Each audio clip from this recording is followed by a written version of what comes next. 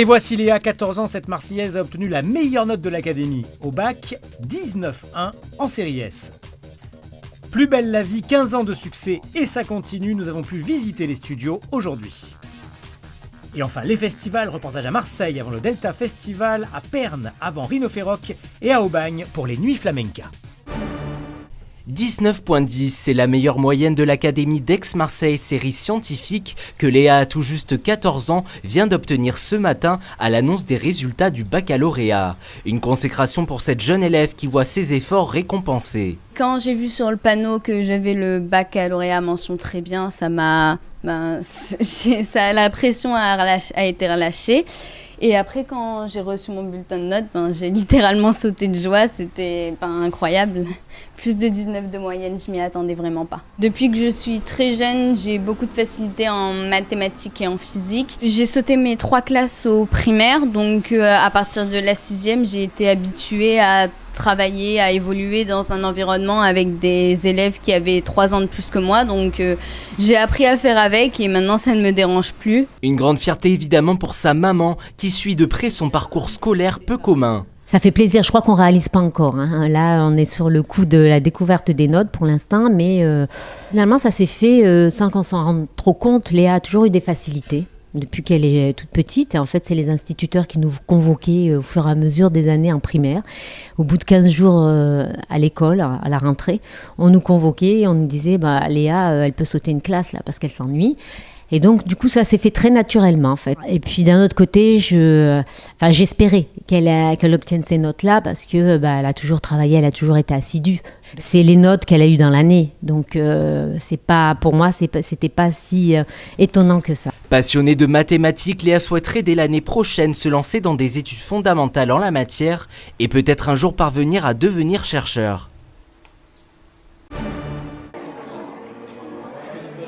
C'est une série incontournable depuis 15 ans. Le 30 août 2004, les téléspectateurs découvraient pour la première fois Plus belle la vie sur France 3.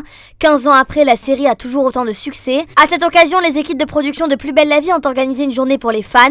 Le 18-18 était dans les studios pour discuter avec les acteurs de la série. C'est une belle histoire quand même pour la ville. 15 ans, moi j'avais un contrat de 5 semaines. Vous voyez le résultat ? Je suis très content pour Marseille. Très content pour les Marseillais aussi, même si certains sont pas trop pour, parce qu'effectivement, de temps en temps, on dérange la circulation pour les tournages, mais en même temps, qui dérange pas la circulation en Marseille ? La force, c'est que c'est déjà une série familiale. Je pense que la force, c'est que toute la famille peut se réunir autour d'un même projet, d'une même série, et de parler de tous les sujets. Et la force, c'est que chaque personne dans la famille va s'identifier à un personnage et va aimer ou détester un personnage. Et ça va être différent. Il était hors de question de quitter le bar Le Mistral, vous inquiétez pas. Je reste et je suis fièrement accroché à ce bar.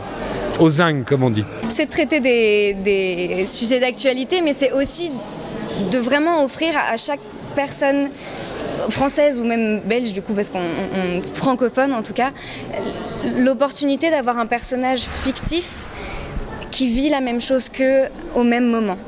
Et je pense que c'est vraiment cette identification avec les personnages qui fait que la série fonctionne aussi bien.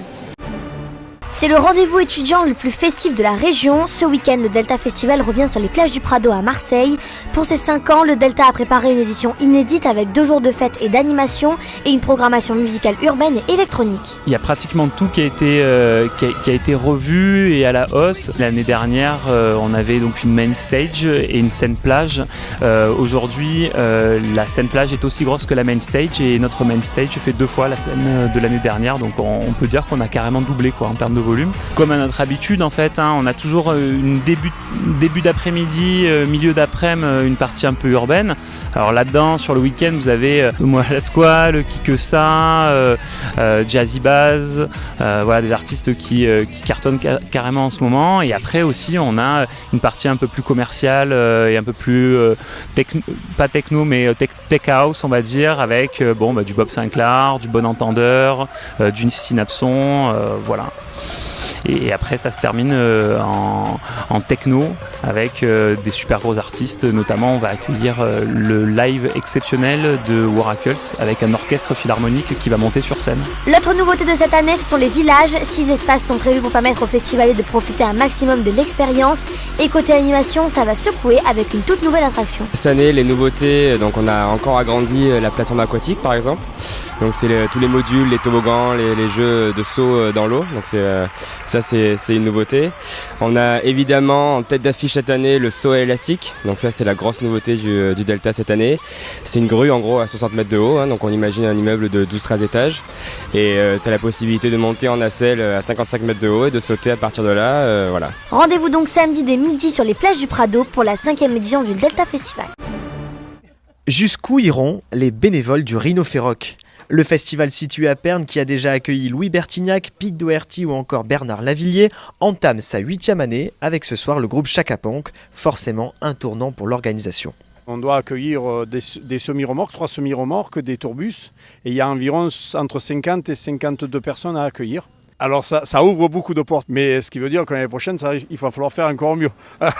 Chaque année, c'est dans ce champ que se déroule Rhinophéroc, chez Jean-Philippe, qui a d'ailleurs réalisé un rhinocéros, tout un symbole pour le festival. C'est une aventure qui a pris des proportions peut-être qu'on n'imaginait pas au départ.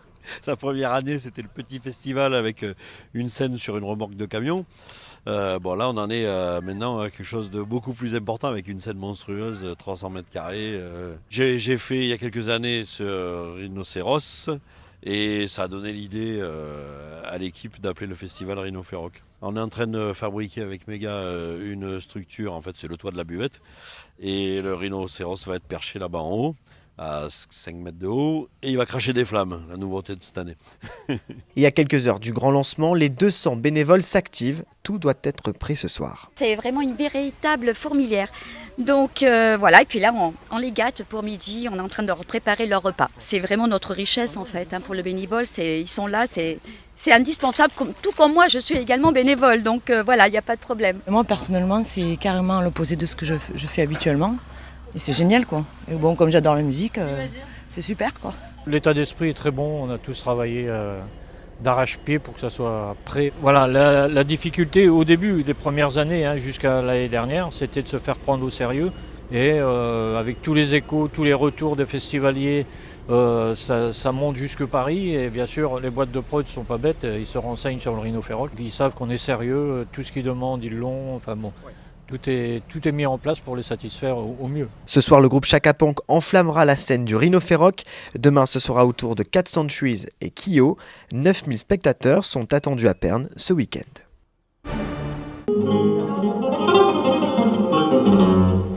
5e édition des Nuits Flamencas avec pour directeur artistique Juan Carmona. Aubagné est l'un des meilleurs guitaristes et compositeurs de flamenco. Moi, quand j'étais gamin, j'avais presque honte de me balader avec une guitare à Aubagne parce que je me sentais seul et unique. Et je parle de ça, j'avais 10 ans, quoi, même pas 9 ans. Quoi. Et puis il y a 5 ans, puisque ça fait la 5e année, on a décidé à la ville d'Aubagne de mettre ça en place et j'en suis ravi parce que voilà, aujourd'hui c'est un gros succès. Ces Nuits Flamencas, ça va être un peu la culture andalouse ici à Aubagne, la culture flamenca. Mais la culture flamenca, c'est justement, ce n'est pas que la musique. Ça peut être la gastronomie. Le flamenco, c'est une façon de penser, une façon d'être, c'est un humour aussi. Alors ça dure depuis le 2 juillet déjà, ça a ouvert le 2 juillet parce que tout le monde se met aux couleurs du flamenco à Aubagne en ce moment, grâce à Juan Carmona qui est né ici et qui donc nous fait le plaisir d'être le directeur artistique. Donc déjà le 2 juillet, il y a des séances de cinéma en plein air, ensuite le cinéma Le Pagnol en intérieur qui nous propose des films sur le flamenco, des masterclass, il y a tout un tas de spectacles. Ce soir et demain, donc nous avons le grand ballet et des grandes compagnies, mais en fait pendant 4 jours, toute la ville est aux couleurs du flamenco. Demain soir est la dernière nuit flamenca avec plusieurs événements en centre-ville d'Aubagne, du cinéma au bal.